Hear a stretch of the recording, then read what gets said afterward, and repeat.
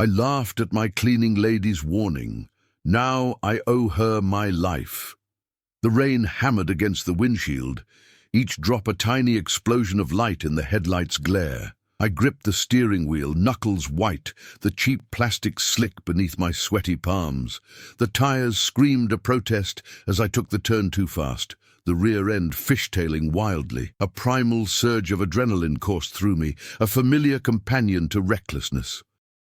My mind, usually a chaotic storm of numbers, deadlines, and the relentless pursuit of more, was a laser focus on the road, on the immediate, on the conquest. This was my element, pushing limits, ignoring the whispers of caution, reveling in the sheer, unadulterated thrill of control. Or so I thought. The world outside the car was a blur of dark trees and glistening asphalt, a monochrome canvas against which my own internal drama played out. The wind howled, a symphony of nature's indifference, mirroring the dismissive attitude I'd adopted towards so much of life, especially the inconvenient truths that threatened to derail my carefully constructed reality. I was a man on a mission defined by ambition, by a desperate need to prove something, though to whom I couldn't quite articulate. It was a hunger that gnawed at me, a void that no amount of success seemed capable of filling. I'd always believed that strength lay in an unwavering resolve, in the ability to bulldoze through obstacles, to silence the nagging voices of doubt, both internal and external. Empathy, compassion, they felt like luxuries I couldn't afford, weaknesses that would only slow me down on my ascent.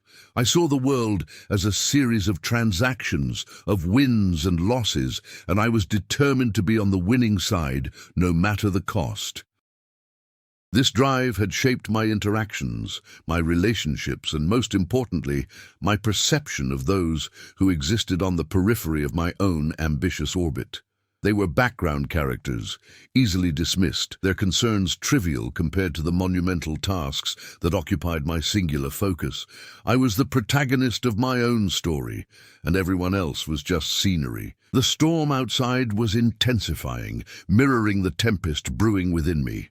A storm I was convinced I could navigate with sheer force of will. I was about to learn, in the most brutal and humbling way imaginable, that some forces are beyond control, and that true strength often lies not in dominance but in surrender. The faint scent of ozone, sharp and clean, hung in the air, a prelude to the electric charge that was about to arc through my carefully guarded existence. The road ahead, slick and unforgiving, was a metaphor for the path I was unknowingly treading, a path that would lead me not to further conquest, but to a profound and disorienting reckoning. I was so sure of my trajectory, so utterly convinced of my own invincibility, that the impending collision with a reality far greater than my own ambition was something I couldn't even conceive of. The night was young, and my education was about to begin, not in a boardroom or a lecture hall, but on a rain-lashed highway, with the stark reminder that even the most determined will can be shattered by the simplest, most overlooked truths. The hum of the engine was a low thrum against the roar of the storm, a fragile sound in the face of overwhelming power, much like my own perceived control in the face of life's unpredictable currents. I was a ship captain, charting a course through a hurricane, utterly convinced of my own navigational prowess, oblivious to the iceberg that loomed just beneath the surface, ready to rewrite my entire voyage. The darkness outside wasn't just an absence of light, it was a palpable presence, thick and heavy, pressing in on the small bubble of my car, a stark contrast to the blinding certainty I usually carried within me. This night was different. This night was a prelude. The flashing blue and red lights painted the wet asphalt in frantic strokes, turning the familiar highway into a scene of chaos. My breath hitched, a sharp, painful gasp that did little to calm the frantic hammering in my chest. The crunch of metal, a sound I'd only ever associated with distant accidents on the news, was now a sickening, visceral reality. It was the sound of my own hubris shattering, of my carefully constructed world imploding. The airbag, a violent white bloom, had stung my face, leaving a phantom ache, a physical manifestation of the shock that had seized me. Smoke, acrid and chemical, filled the small space, making my eyes water, blurring the already disorienting spectacle. I fumbled for the seatbelt release, my fingers clumsy and unresponsive, a stark contrast to the usual precision I prided myself on. The world outside the fractured windshield was a disorienting kaleidoscope of flashing lights and concerned faces, a stark departure from the solitary, controlled environment of my car just moments before. A wave of nausea rolled over me, not from physical pain, but from a dawning, terrifying realization of my own vulnerability. The arrogance that had fueled my reckless drive was instantly extinguished, replaced by a chilling fear that clawed at my throat. I heard a voice, distant at first, then closer, laced with a concerned urgency that felt alien to my usual interactions. It was the voice of a woman, calm despite the surrounding pandemonium, her words a lifeline in the swirling chaos. "Are you all right, sir? Can you hear me?" Her voice was a steady anchor in the storm that had just erupted in my life. I tried to respond, to form words, but only a ragged cough escaped my lips. The smell of gasoline, potent and unnerving, began to mingle with the smoke, a constant reminder of the precariousness of my situation. Through the shattered glass, I saw her, a small, stooped figure, her face etched with a worry that seemed too deep for the situation, her hands, weathered and worn, reaching out, not with judgment but with a quiet concern. It was Tyrone, my cleaning lady, the woman whose gentle warnings about the weather I had so carelessly dismissed with a wave of my hand, a dismissive chuckle. Her presence here, now, was a jarring dissonance. She was supposed to be a background element, a fleeting interaction in my hyper-focused world, not a figure of solace in the wreckage of my own making. Her eyes, usually filled with a quiet dignity, now held a profound empathy, a depth of understanding that made my own self-absorption feel pathetic and hollow. The sheer contrast between my arrogant dismissal of her earlier and her immediate, unhesitating response to my plight struck me with the force of a physical blow. She wasn't obligated to be here, to offer assistance, yet here she was, her presence a silent testament to a kindness I had failed to recognize. The flashing lights continued their relentless dance, illuminating the twisted metal of my car, a monument to my folly. The rain, which had seemed like a mere inconvenience moments ago, now felt like a cleansing force, washing away the layers of my own self-deception. The acrid smell of burnt rubber and shattered dreams filled the air, a potent perfume of consequence. I was no longer the master of my domain, the architect of my destiny.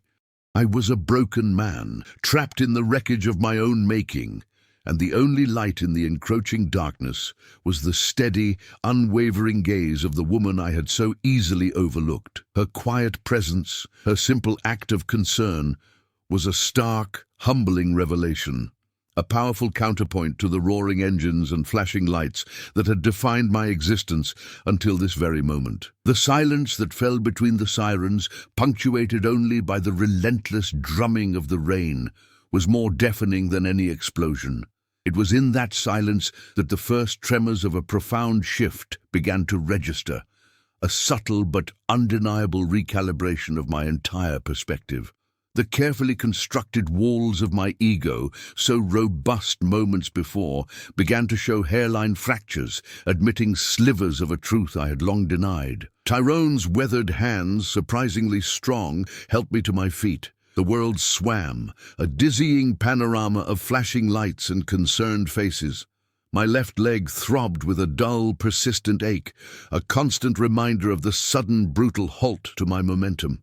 I leaned heavily on her, her small frame a surprising source of stability. Her brow was furrowed, not with judgment, but with a deep, quiet worry that pricked at something unfamiliar within me. I remembered her words, spoken just hours before, as I'd impatiently grabbed my keys, a dismissive chuckle escaping my lips, "The sky looks angry, sir. The roads will be dangerous." I'd waved her off, already lost in the intoxicating rush of my own importance, the impending deal, the next conquest. Now, the angry sky was a raging storm, and the dangerous roads had claimed their toll. The scent of gasoline was overpowering, a cloying reminder of the near disaster. Firefighters, their faces grim beneath their helmets, moved with practiced efficiency, their movements a stark contrast to my own disoriented stumbling. I saw the crumpled remains of my car, a twisted monument to my arrogance, and a wave of shame washed over me.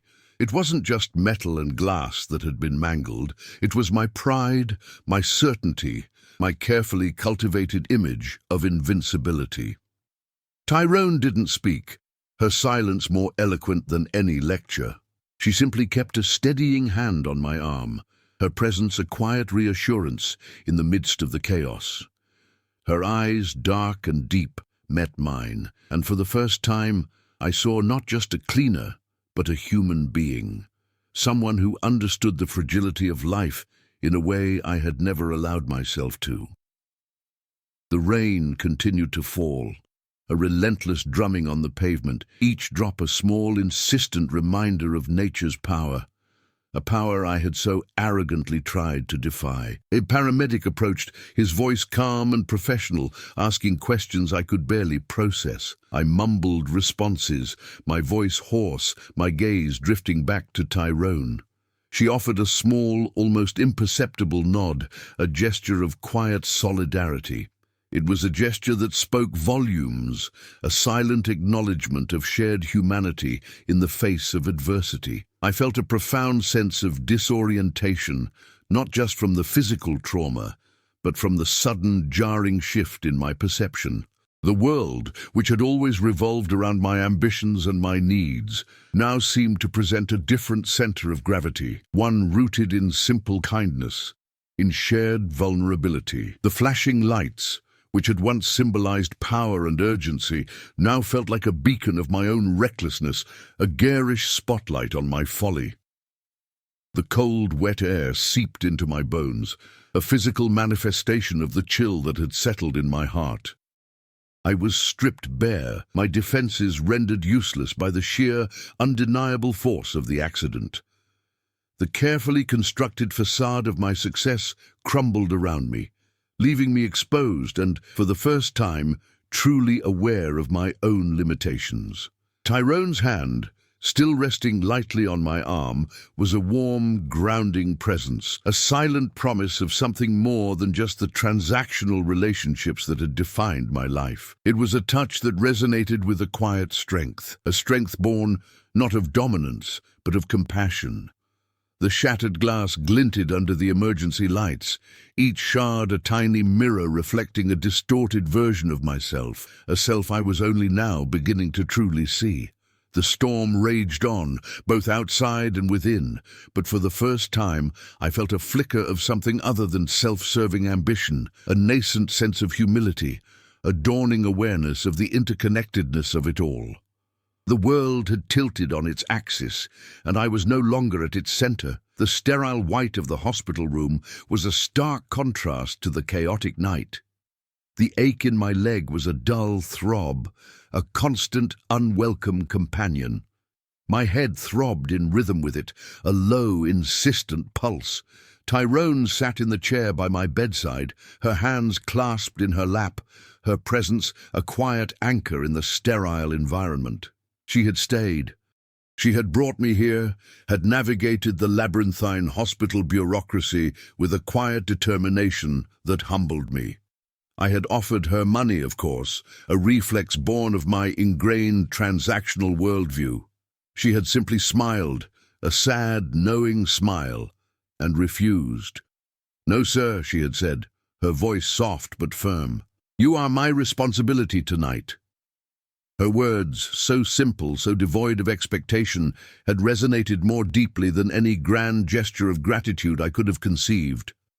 I watched her, the lines on her face telling a story of a life lived through hardship, a story I had been too self-absorbed to ever notice. The way she held herself, with a quiet dignity that even the harsh fluorescent lights couldn't diminish, spoke of a resilience I had only ever admired from a distance in fictional characters. She spoke of her grandchildren, her voice softening as she described their laughter, their innocent curiosity. It was a world away from the high-stakes deals and aggressive negotiations that had consumed my life. This was a world of simple joys, of deep connections, of a love that asked for nothing in return. I found myself listening, truly listening, for the first time in years. The usual cacophony of my own thoughts, the replays of the accident, the anxieties about work, the endless calculations of gain and loss, began to recede, replaced by the gentle cadence of her voice. I noticed the worn edges of her coat, the slight tremor in her hands when she reached for the glass of water I offered her. These were not the details of a background character. They were the brushstrokes of a life lived with grace and quiet strength. The sterile scent of antiseptic couldn't quite mask the faint, comforting aroma of the home-cooked meal she had brought, a gesture of care that felt profoundly out of place in my usual existence. It was a meal I ate slowly, savoring each bite, a stark contrast to the hurried, often unappreciated meals I usually consumed. The physical pain was a constant reminder of my mortality, of the precariousness of the life I had so carelessly endangered. But the emotional pain, the dawning realization of my own profound selfishness, was far more acute. Tyrone's quiet presence was a mirror, reflecting back to me a version of myself I found deeply unsettling. Her unwavering kindness in the face of my past dismissiveness was a silent indictment of my character. There was no anger in her eyes, no recrimination, only a deep human empathy that made my own behavior seem all the more egregious. I wanted to apologize, to find the words to express the remorse that was beginning to bloom within me, but they felt inadequate, clumsy. How could I articulate the chasm between my past actions and my present feelings? Her simple act of staying, of offering comfort without expectation, was a powerful lesson in itself, a silent testament to the transformative power of compassion. The rhythmic beep of a distant monitor was the only sound for a long moment, a steady beat in the quiet room, a reminder of the fragile thread of life. The rain had stopped. The sky outside the hospital window was a bruised, early dawn grey. Tyrone stood by the door, her worn coat clutched around her. The nurses had discharged me, a paper trail of instructions and prescriptions in my hand. My leg was bandaged, throbbing, but I could walk. I could walk away from this, from the wreckage, from the stark confrontation with my own failings. But I couldn't. Not yet. The weight of her quiet presence, the unspoken understanding in her eyes, held me captive. I looked at her, at the lines etched around her mouth, the weariness in her posture, and something shifted irrevocably within me. The dismissive chuckle I had offered her just yesterday felt like a betrayal, a harsh echo in the silence of the room. I stood, leaning on a cane, the unfamiliar weight awkward in my hand. My voice, still rough, felt alien as I spoke. "Tyrone," I began, the name tasting foreign on my tongue, stripped of its casual indifference. "Thank you for everything." The words felt pathetically inadequate, a flimsy bridge across the vast chasm of my past behavior. She simply inclined her head, her gaze steady. Then she reached into her worn handbag and pulled out a small, intricately folded piece of paper. It was a prayer, written in a language I didn't understand, her script a delicate, looping dance. She placed it gently in my hand. "For strength," she whispered, her voice barely audible. It was a gesture so profoundly selfless, so utterly unexpected, that it struck me with the force of a physical blow. This woman, whose warnings I had ignored, whose dignity I had overlooked, was offering me a blessing. Her empathy, her quiet strength, was a revelation. I looked at the prayer, at the delicate characters that held a silent power, and felt a profound sense of humility wash over me. It was a humility born not of defeat, but of a dawning understanding. In that moment, the world outside the window, the world I had been so eager to conquer, seemed to recede. All that mattered was the small, folded paper in my hand and the quiet dignity of the woman who had given it to me. The sterile air of the hospital room seemed to clear, replaced by a sense of quiet possibility. The rhythmic beep of the monitor had ceased, replaced by the soft rustle of Tyrone's coat as she turned to leave. The door clicked shut behind her, leaving me in the quiet dawn light, the folded prayer a warm weight in my palm. The tremor in my hand was barely perceptible as I traced the unfamiliar characters on the folded paper. Tyrone was gone. The sterile scent of the hospital room was slowly being replaced by the faint, lingering aroma of her presence, a whisper of lavender and something earthy like damp soil. The morning light, weak and diffused, painted the room in pale hues, a gentle contrast to the violent chaos of the previous night. My leg ached, a dull, persistent reminder of the physical cost of my arrogance. But it was the ache in my chest, a hollow, unfamiliar sensation that truly commanded my attention. It was the ache of a shattered ego, the nascent pang of a conscience finally stirring.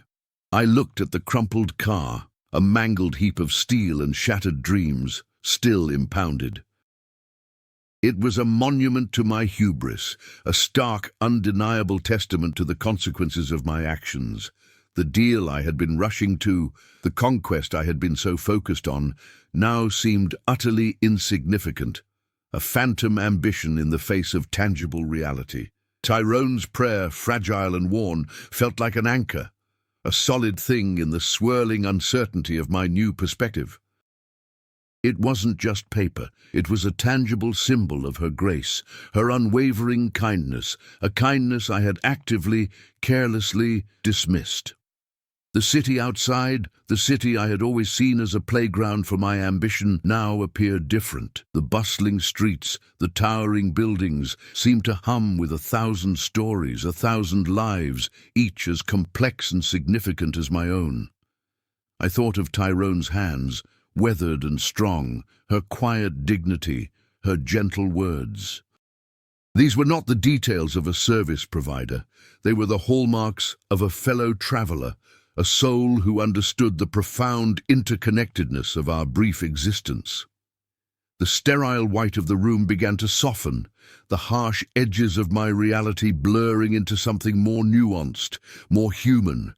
The silence was no longer an emptiness to be filled with my own thoughts, but a space for reflection, a quiet echo of Tyrone's own gentle presence.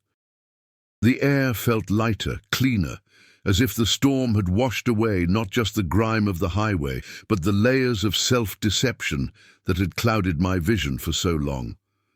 The paper in my hand grew warmer, as if absorbing the faint sunlight filtering through the window. It was a subtle warmth, a promise of something enduring, something real. The rain had long since ceased, leaving the world outside the hospital window scrubbed clean.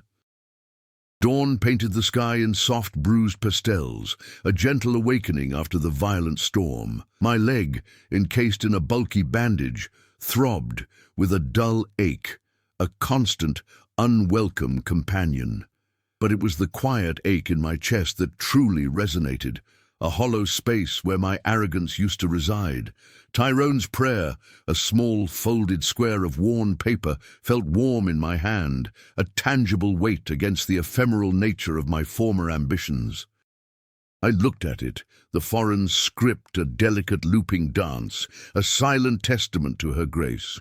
Her refusal of my money, her quiet insistence that I was her responsibility for the night, had been a profound act of humanity, a stark contrast to the transactional nature of my own life.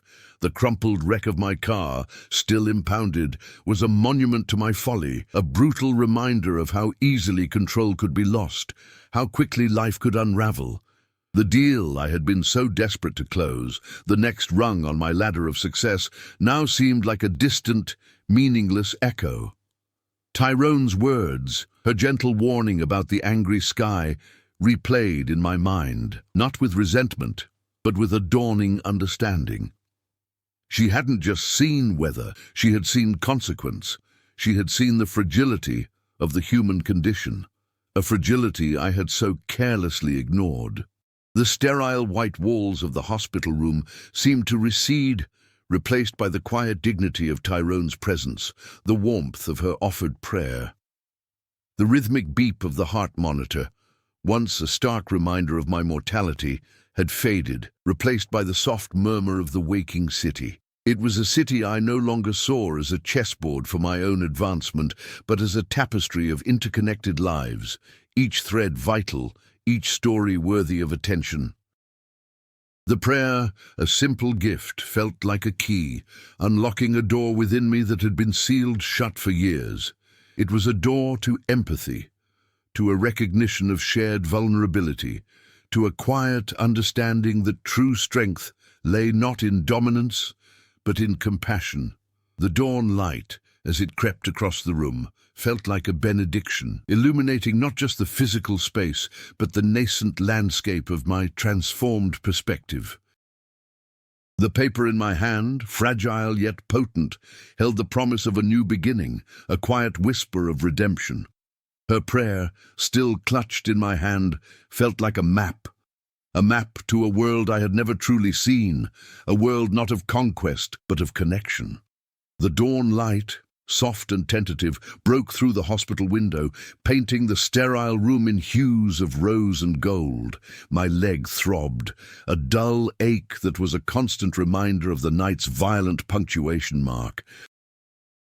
But the ache in my chest, a hollow space where my relentless ambition once resided, was far more profound.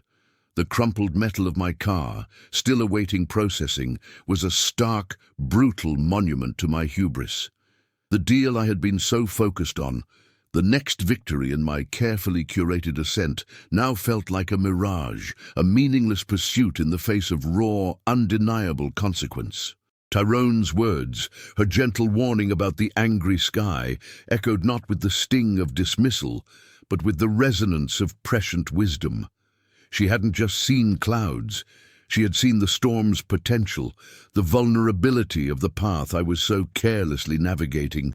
Her quiet refusal of my money, her simple declaration that I was her responsibility, had been a profound act of grace, a quiet counterpoint to my own transactional worldview. The prayer, a delicate script on worn paper, felt warm against my palm, a tangible symbol of her selfless empathy. It was a gift that asked for nothing, a silent offering of strength in the face of my own profound weakness. The sterile air of the hospital, once oppressive, now felt cleansed, as if the storm had washed away not just the debris of the accident, but the layers of self-deception that had long obscured my vision. The city outside, once a playground for my ambitions, now hummed with 1,000 untold stories, a symphony of lives lived with quiet resilience, each as intricate and significant as my own. The prayer wasn't just words, it was a key, unlocking a dormant part of my soul, a part that recognized shared humanity, that understood the profound strength found not in conquest, but in compassion. The dawn light, a gentle caress, illuminated the quiet landscape of my awakening. Her whisper, softer now, like forgiveness. The sterile scent of the hospital room was beginning to dissipate, replaced by the subtle, earthy aroma that clung to Tyrone's coat, a scent that spoke of gardens and quiet diligence. I sat on the edge of the stiff hospital bed, the rough fabric of the gown a stark contrast to the tailored suits that usually adorned me. My leg, swathed in bandages, pulsed with a dull, insistent ache, a physical manifestation of the abrupt halt to my relentless trajectory. The crumpled metal of my car, a twisted monument to my arrogance, was still a physical reality, impounded and inaccessible, a symbol of the control I had so blithely assumed. The lucrative deal I had been racing towards, the one that represented the next crucial step in my meticulously planned ascent, now felt like a phantom limb, a sensation of what should have been, utterly detached from present reality. Tyrone's gentle warning, delivered with a quiet concern I had so carelessly dismissed as the ramblings of an overzealous employee, now replayed in my mind not as a source of irritation, but as a beacon of profound foresight. She hadn't merely observed the weather, she had perceived the inherent risks, the unseen dangers lurking beneath the surface of what I had deemed a trivial inconvenience. Her refusal of my fumbled attempt at monetary compensation, her quiet assertion that I was her responsibility for the night, had landed with a force that resonated far deeper than any financial transaction. It was a gesture of pure, unadulterated human connection, a stark counterpoint to the calculated exchanges that had defined my existence. The prayer, a delicate script on a worn piece of paper, felt warm in my palm, a tangible anchor in the swirling uncertainty of my newfound perspective. It was a testament to a form of strength I had never truly understood, a strength not born of dominance or acquisition, but of quiet resilience and an unwavering commitment to the well-being of others.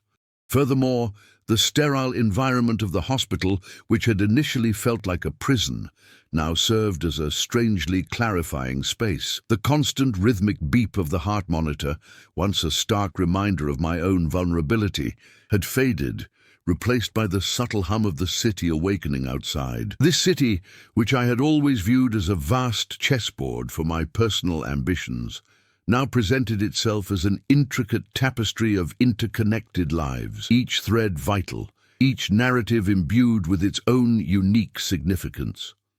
I found myself contemplating the unseen labor that kept this city functioning, the quiet diligence of individuals like Tyrone, whose contributions I had consistently overlooked, treating them as mere cogs in the machinery of my own success. Consider how this applies when you find yourself rushing through your day, barely acknowledging the barista who prepares your morning coffee or the sanitation worker who clears your street. Their lives, their struggles, their quiet triumphs are as real and as important as your own, even if they don't directly impact your bottom line. The realization dawned that my own narrative had been incredibly narrow, focused solely on my own advancement, deaf to the chorus of other stories unfolding around me.